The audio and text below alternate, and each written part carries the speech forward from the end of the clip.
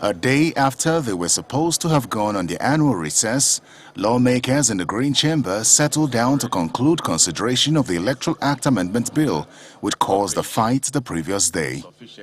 The House had invited the Nigerian Communication Commission and the electoral umpire to speak on their preparedness to transmit election results electronically, but only the NCC was eventually considered. The NCC speaks on broadband distribution across the country and how it may affect electronic transmission of results. From what I could tell of what is required, it's only 3G that could give that kind of coverage. I mean, that could give that kind of transmission. Okay. In full, I mean. Okay. So yes, only 3G yes, can adequately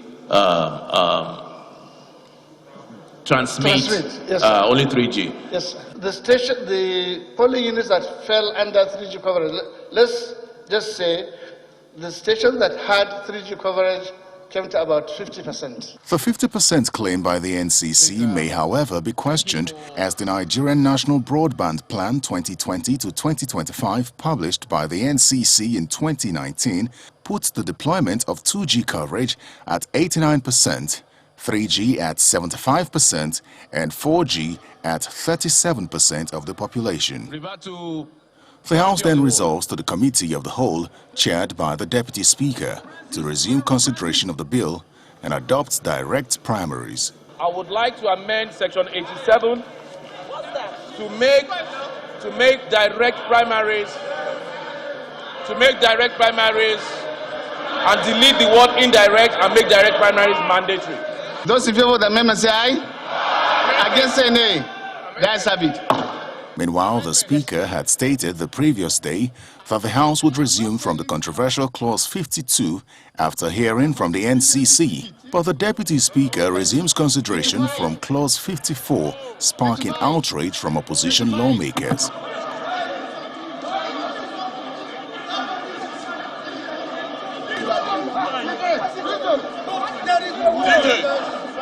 The Deputy Speaker explains his decision, but the opposition is dissatisfied and stages a walkout. Go and read our votes and proceedings of today.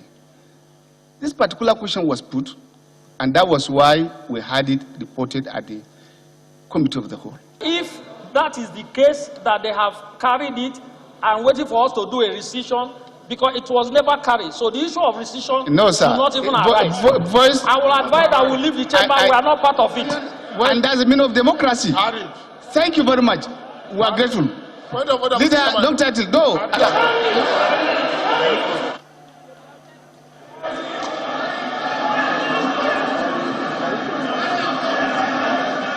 Outside the chamber, the minority leader explains why they chose to abandon the process. They claimed the INEC should not come because it will be seen the INEC is taking a position. But the same INEC came at the public hearing and attested to the fact that they can work with electronically transmitting results. That same Clause 52, that even Speaker himself upon commencement announced that we should suspend it and go to other clauses.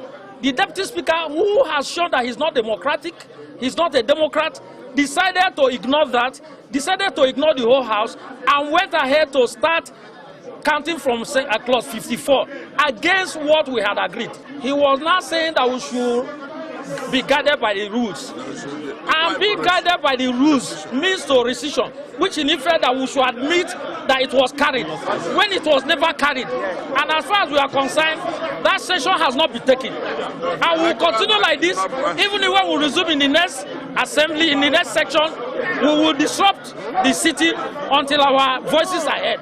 He is countered by the majority leader. For me, Clause 52, just like the chair of the Committee of the Whole insisted, as leader of the 9th House of Representatives, I want to put it to you that we procedurally took Section 52.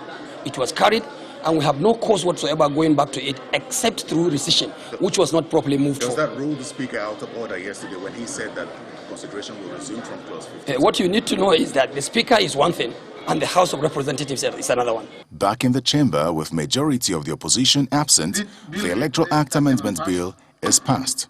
Because of the briefing we have received from the officials of NCC, clearly states that this country as a nation cannot go for something that will not be effective. And on that note, I so move that through the use of any technological and electronic devices in the long titles be deleted. Those in favor of the motion say aye. Against say nay. That's it. Perhaps the concern now would be whether this highly anticipated Electoral Act Amendment Bill, which has taken years to be passed, will truly address the election concerns and improve the election process in the country.